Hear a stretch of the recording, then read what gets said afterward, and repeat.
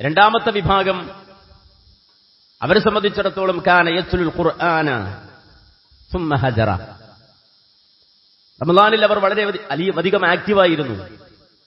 അവരുടെ കയ്യിലും അവരുടെ നാവിലും അവരുടെ ഖൽബിലുമൊക്കെ വിശുദ്ധ ഖുർആന്റെ ആയാത്തുകൾ ഉണ്ടായിരുന്നു. സുമ്മ ഹജറഹു.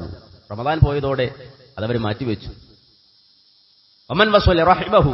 റമളാനിൽ അവർ കുടുംബ ബന്ധങ്ങൾ ചേർത്തുവെച്ചു, പലരെയും സന്ദർശിച്ചു, അയൽവക്ക ബന്ധങ്ങൾ പുതുക്കി, അകന്ന ബന്ധുക്കളെ വിളിച്ചു, അന്വേഷിച്ചു, ക്ഷേമാക്ഷേര്യങ്ങളൊക്കെ അന്വേഷിച്ചു.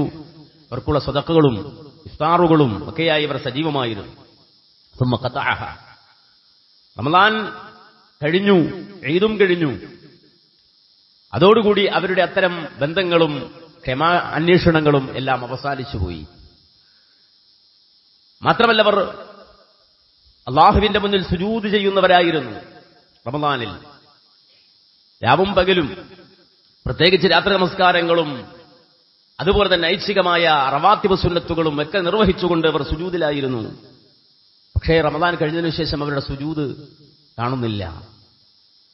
റമളാനിൽ അവർ വളരെ ശ്രദ്ധയുള്ളവരായിരുന്നു. ഹലാലും ഹറാമും ഒക്കെ നോക്കി സംസാരിക്കുമ്പോഴും നോക്കുമ്പോഴുമൊക്കെ അവരെ സംബന്ധിച്ചിടത്തോളം അവരുടെ അന്നത്തിലുമൊക്കെ ഹലാൽ ഹറാമുകളെ പരിഗണിച്ചു. റമളാൻ കഴിഞ്ഞതോടെ അതെല്ലാം ഒഴിവായിപ്പോയി.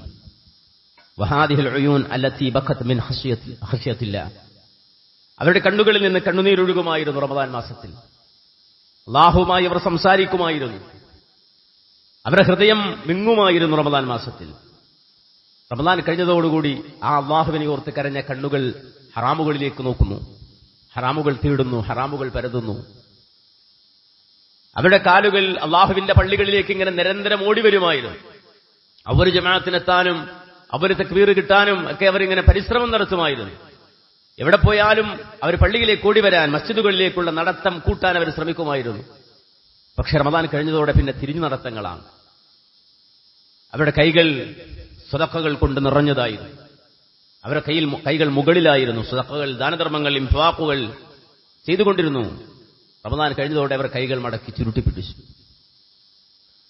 ഇവരെക്കുറിച്ചാണ്, ഇത്തരം ആളുകളെ കുറിച്ചാണ് വിശുദ്ധ ഖുർആനിൽ സൂറത്തുൻ നഹലിൽ അല്ലാഹു സുബ്ഹാനഹു വ തആല പറഞ്ഞത്, വലാ തകൂനൂ കല്ലതീന ഖലത് അസ്ലഹാ മിൻ ബഅദി ഖുവ്വത്തിൻ അൻകാസാ